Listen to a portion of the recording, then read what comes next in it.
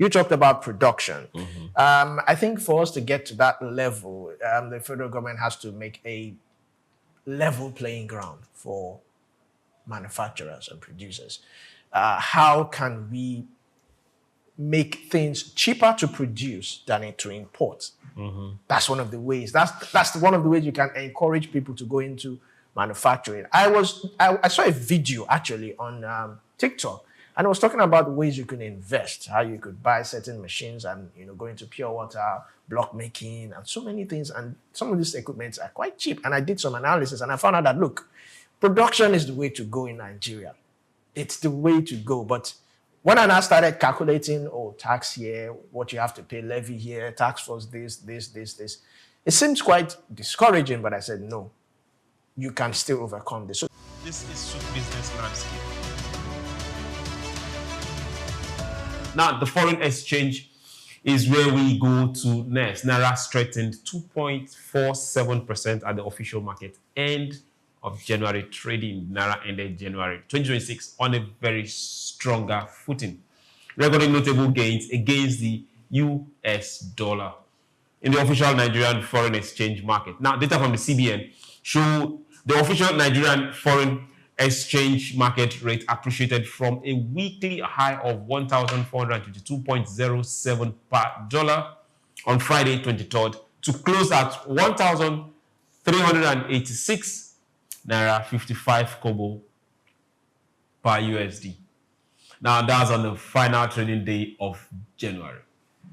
This represents a 2.47% appreciation within 1 week. The official rate is used for corporate international payments and eligible personal transactions, including medical expenses and school fees, making its movement closely watched by businesses and households. Analysts attribute the late month appreciation to improved dollar supply, tighter monetary conditions, and sustained intervention by the Apex Bank to stabilize the market. The development adds to cautious optimism that recent foreign exchange reforms and liquidity management measures are beginning to moderate volatility. Now, although pressure from import demand and external obligation remain a key risk to sustained currency stability, we keep looking at this. And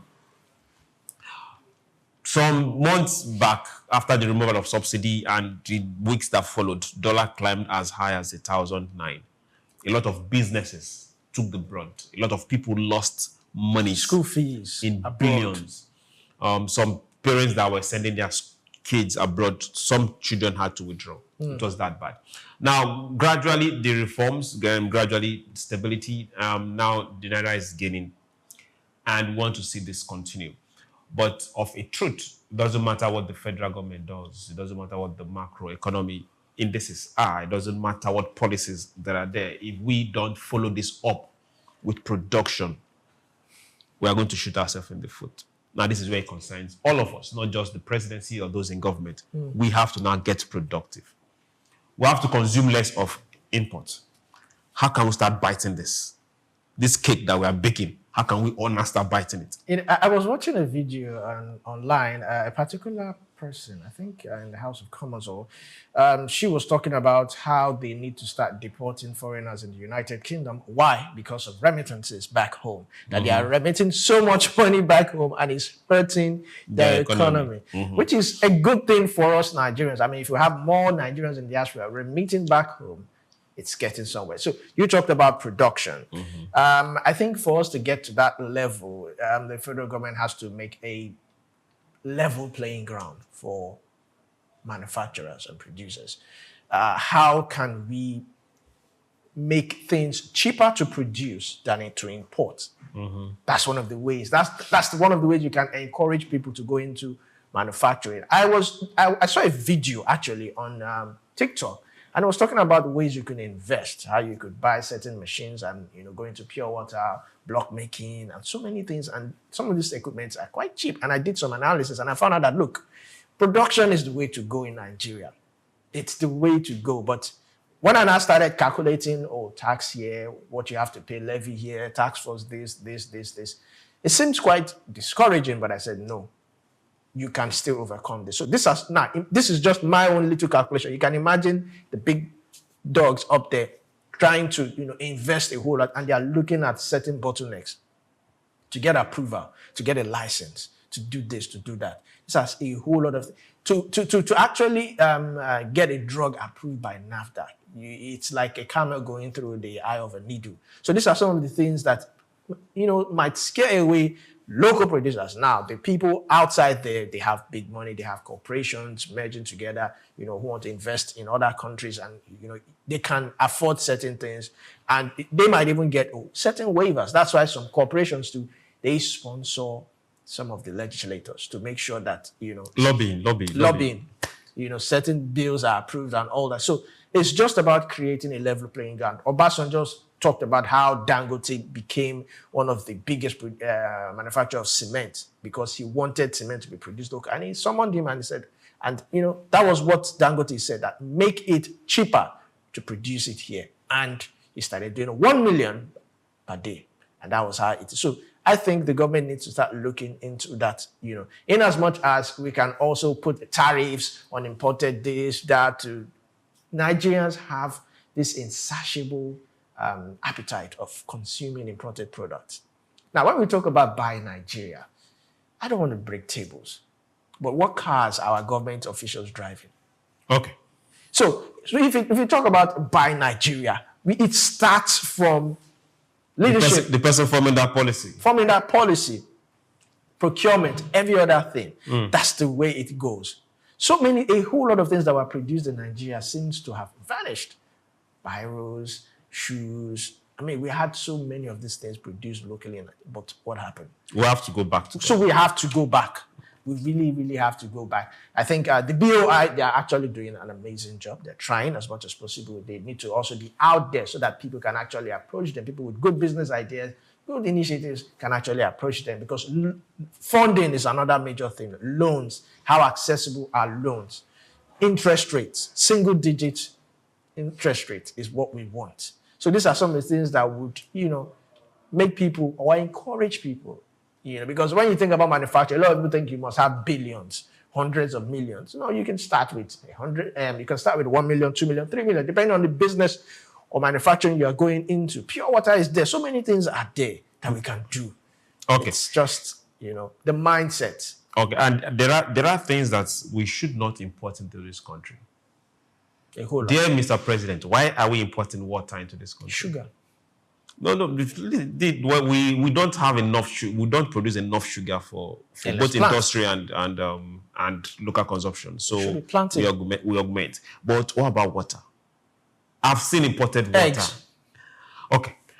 There's somebody who calls herself Sugar Mommy in the ILFM. What's she doing about sugar? Okay.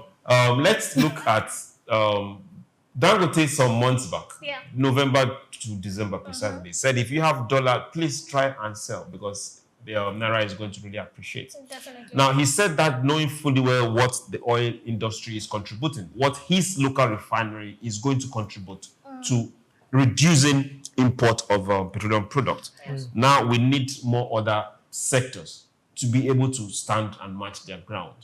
Olumide has given us many points on what government can do. But now, we as a people, how can we start coming together and say, okay, good and fine. Let's take up aluminium. Let's take up glass. Let's take up this, or let's take up that. Let's stop the high cost of medical tourism that we are exporting out of this country. How can the people now start playing their major parts?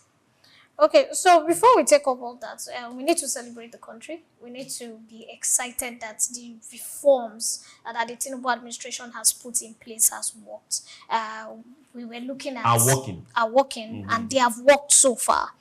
We were looking at the fact that the country closed on 46 billion as our external reserves. We are looking at Euro bonds. We are looking at a lot of bonds. We saw the president go to Turkey now, and they have struck a deal that is looking beautiful. There's a manufacturing deal coming in from, I think, Japan, where they are going to start manufacturing electric cars in Nigeria. It's going to be the first one in Africa, and these deals are being struck. So when you are talking about building, I was telling a friend of mine, I was like, look, it's time to start pushing your children into technical schools, because we saw the federal government come out with a plan of technical schools. Now, most of those people that are going to be employed there are going to be from technical schools, because that's what the That's what the country needs. So we are going to be looking at electrical cars. We're going to be looking at solar panels. We're going to be looking at everything electrical in the country. And once we can get this up and running, it means that we will be a supplier for sub-Sahara. So that's a plus for the economy. We are looking at a good deal which has helped to strengthen our Naira with the whole China thing. So that means a lot of people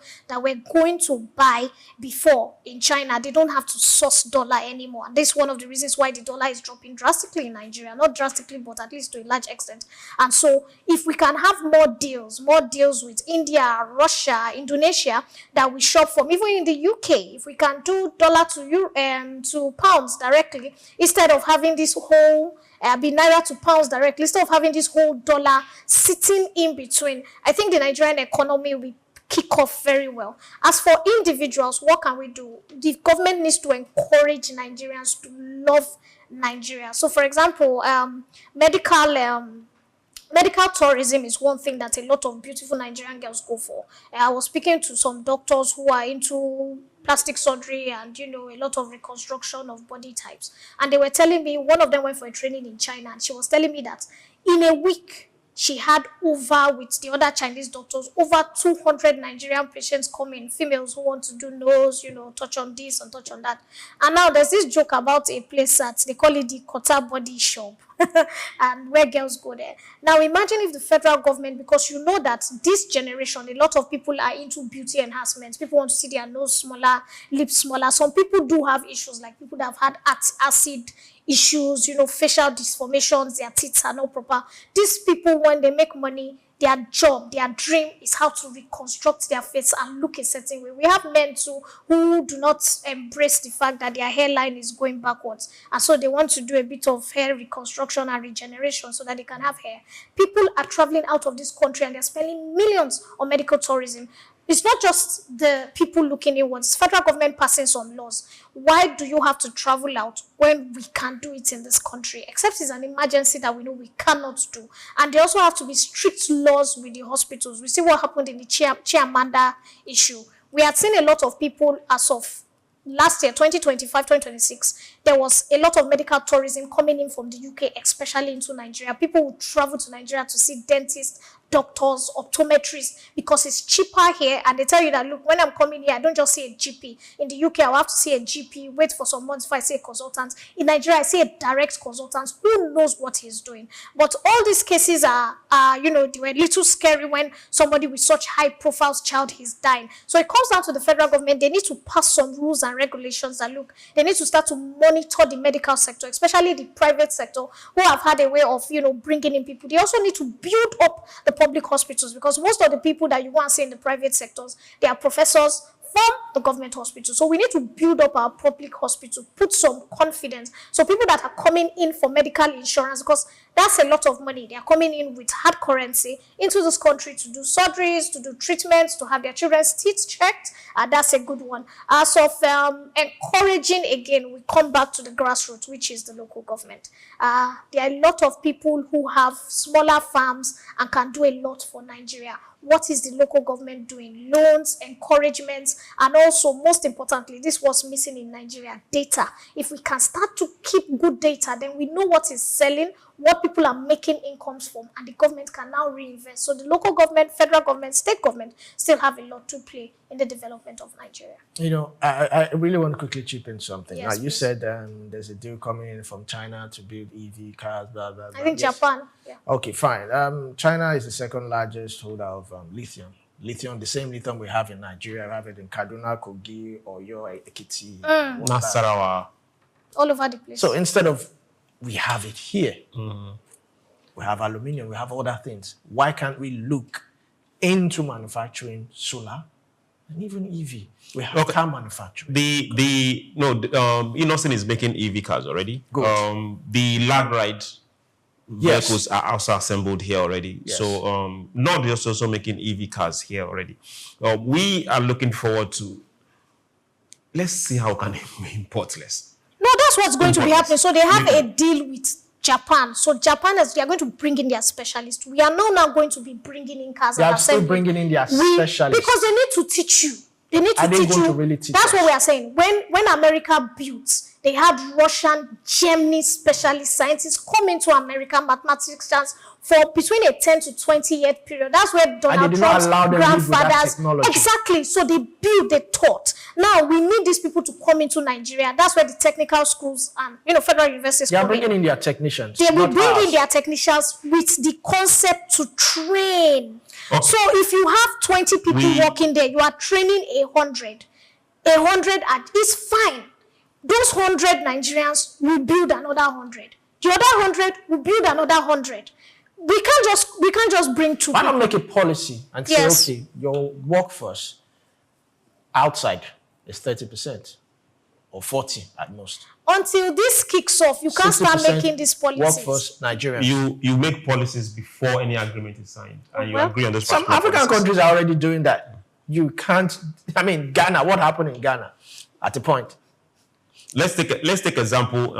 Arab countries, UAE, for example. You can't buy a property or get into a business without an involvement of a citizen. Yes. So same thing when it comes to most of the technical areas. No companies. You are the CEO, but a citizen has to also be in management. And we have this particular policy that we're trying to grow homegrown homegrown knowledge when it came to the oil industry. For a very long time, we did not really monitor and follow up with implementation when it came to local content in all those particular sectors. I think this generation, we should know better and we should think and apply better. For every single project the Chinese is doing here, it's more of a build and transfer. So at the end of building and transfer, who is going to manage if we have not gotten the capacity to really get these things going? These are places where we think not just the federal, but state and local government should also come in and encourage their people to go and get this knowledge. Fund schools, fund institutions. Get this knowledge. Definitely. Because during my father's time, they will ask you if you had 6 sons. They will come and say, which one is studying engineering? Which one is studying law? Which one is going to... It was mandatory. All your children couldn't go to certain places. You shared. Even the university system, there was a quota system. My father went to ABU Zaria and they asked from Lagos, they said, who is going from this family? It was almost mandatory. They will encourage you to go to other states so that you could pick up, the tradition and the trajectory. That's why there was a kind of a bond between them. And so it becomes something that, like I said, it comes down to policy. Federal policy must be very intentional. Not every child should go. By the time you find out in primary school which children are tilting towards electrical, they don't go to the regular secondary school. It becomes mandatory that you send them to technical schools.